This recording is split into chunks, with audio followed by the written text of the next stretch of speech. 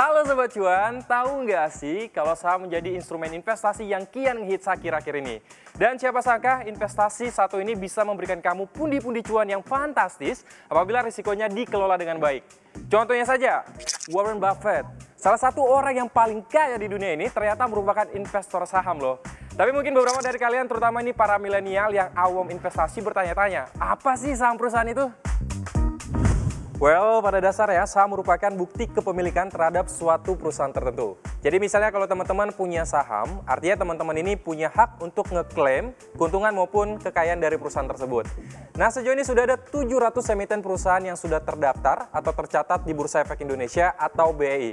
Nah, saham-saham ini juga sudah dipublik sehingga teman-teman bisa juga memiliki saham-saham tersebut.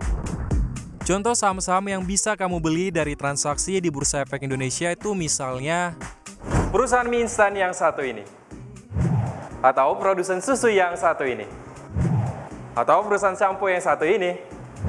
Oke, ini cuma beberapa contoh saham perusahaan konsumer dari sekian banyak saham perusahaan menarik lainnya yang bisa kamu miliki. Tapi sebelum memutuskan mau beli saham yang mana, ada baiknya ini kamu paham dulu, apa sih keuntungan dan risiko yang akan kamu dapat ketika berinvestasi saham. Yang pertama, keuntungan yang bakal kamu dapat adalah dividen. Dividen adalah pembagian keuntungan oleh perusahaan yang berasal dari keuntungan operasional bisnis perusahaan tersebut. Dan teman-teman, dividen ini baru akan diberikan ketika mendapatkan restu atau persetujuan dari Rapat Umum Pemegang Saham atau yang kita kenal sebagai RUPS. Nah, keuntungan yang kedua yang bakal kamu juga dapat adalah capital gain. Capital gain ini adalah selisih dari harga beli dan harga jual dari hasil transaksi perdagangan saham di pasar sekunder. Ya, misalnya kamu beli saham di harga Rp1.000 per lembar saham. Kemudian kamu jual, saham tersebut kamu jual di harga Rp1.500 per lembar sahamnya. Nah, di sini kamu mendapatkan keuntungan atau capital gain sebesar Rp500 untuk setiap saham yang kamu jual. Kebalikan dari capital gain, ternyata ada juga loh risiko yang namanya capital loss. Nah, capital loss ini apa sih? Capital loss itu adalah kondisi ketika harga jual lebih rendah dari harga beli. Misalnya, kamu punya saham A yang saat itu kamu beli di harga Rp1.000 per lembar saham. Nah, kemudian saham tersebut secara konsisten mengalami penurunan dan kamu memutuskan untuk menjual saham tersebut saat berada di harga Rp500 per lembar saham. Nah, di sini kamu rugi atau mengalami capital loss sebesar Rp500 untuk setiap saham yang kamu jual. Dan gak hanya itu, ternyata ada juga risiko lainnya yang namanya likuidasi.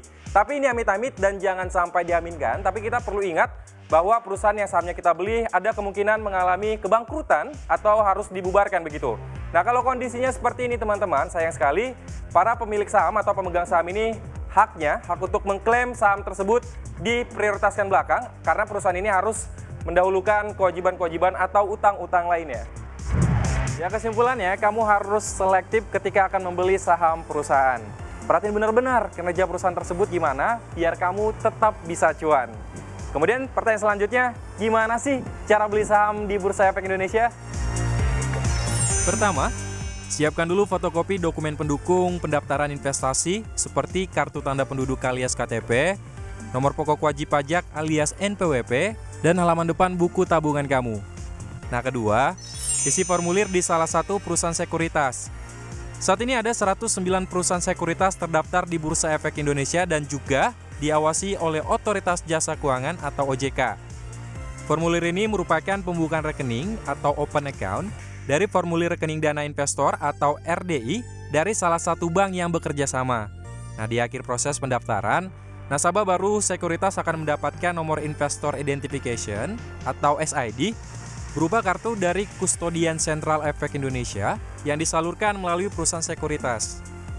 Selanjutnya, kamu sebagai calon investor akan diinformasikan nomor rekening bank dan diminta setor saldo awal untuk bertransaksi saham.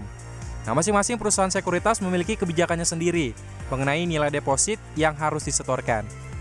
Tapi ingat ya, setoran dana harus atas nama calon investor sendiri dan bukan atas nama orang maupun pihak lain. Ya, kalau semua tahap tadi sudah selesai, maka sekarang kamu sudah siap untuk berinvestasi. Nah, sekarang bisa deh kamu mulai praktekin gimana cara beli saham yang benar. Nanti ketika beli saham, teman-teman akan nemuin yang namanya bid. Apa sih bid ini? Bid adalah kondisi ketika teman-teman mau beli saham di harga berapa. Ini sama juga dengan proses jual. Semakin murah teman-teman jual saham, maka semakin cepat juga lakunya. Dan jangan kaget, ketika saham sudah terjual, menurut aturan Bursa Efek Indonesia, uang baru akan masuk ke rekening saham teman-teman 2 hari setelah transaksi. Jadi ditunggu dulu ya.